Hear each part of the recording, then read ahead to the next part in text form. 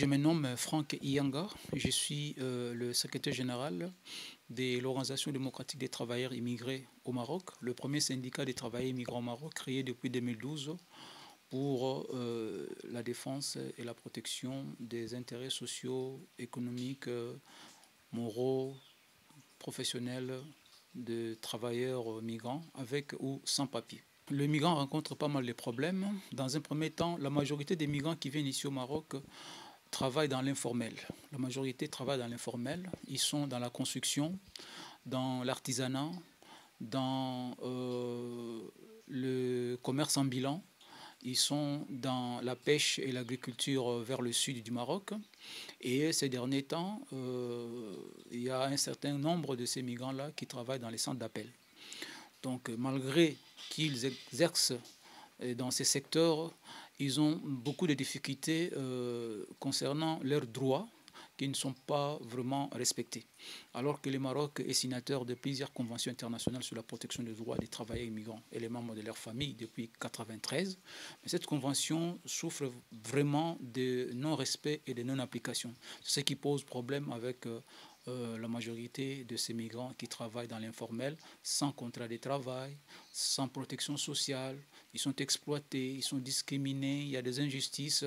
Et toutes ces choses-là font que nous, en tant que syndicat, nous les défendons d'une manière ou d'une autre. Avant, la situation était catastrophique. Et depuis 2013, quand Sa Majesté le roi Mohamed VI, que Dieu le glorifie, a initié ou a instauré la nouvelle politique migratoire, de 2013 jusqu'à 2017, il y a eu une amélioration de la situation par rapport à la mise en place de la nouvelle politique migratoire, mise en place par les autres instructions de Sa Majesté le roi Mohamed VI, et la stratégie nationale d'immigration et d'asile mise en œuvre par le gouvernement pour permettre une réelle intégration des migrants au sein de leur société d'accueil. Mais tout a commencé un peu à basculer à partir de 2018, où nous avons remarqué qu'il y a eu un recul de la situation de la nouvelle politique migratoire et de la SNIA. Donc les choses ne semblent plus marcher et les conditions de travail ne font qu'empirer comme avant. Et cette situation fait que beaucoup de migrants sont vraiment abandonnés à l'électricité sort.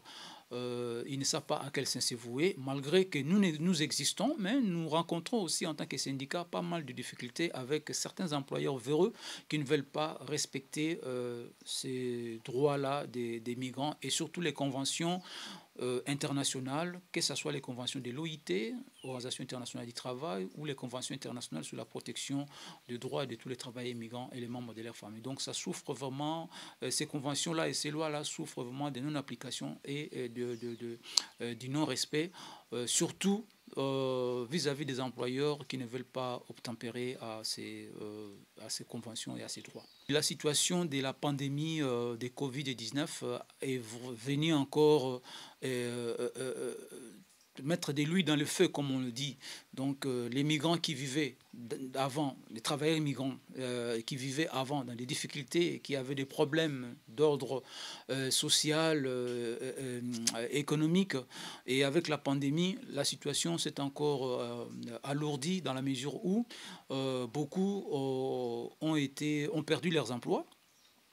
Et beaucoup ont été licenciés comme ça sans raison. Les migrants aussi ont été délaissés pour compte parce qu'ils n'ont pas été pris il n'y a pas eu de mesures d'accompagnement et de soutien en faveur des migrants sur ce que la commission d'éveil économique avait mis en place pour venir en aide aux plus démunis. Heureusement qu'il y a eu des associations, organismes et quelques bienfaiteurs qui ont pu quand même assister les migrants avec quelques aides humanitaires comme des kits alimentaires, vestimentaires et sanitaires.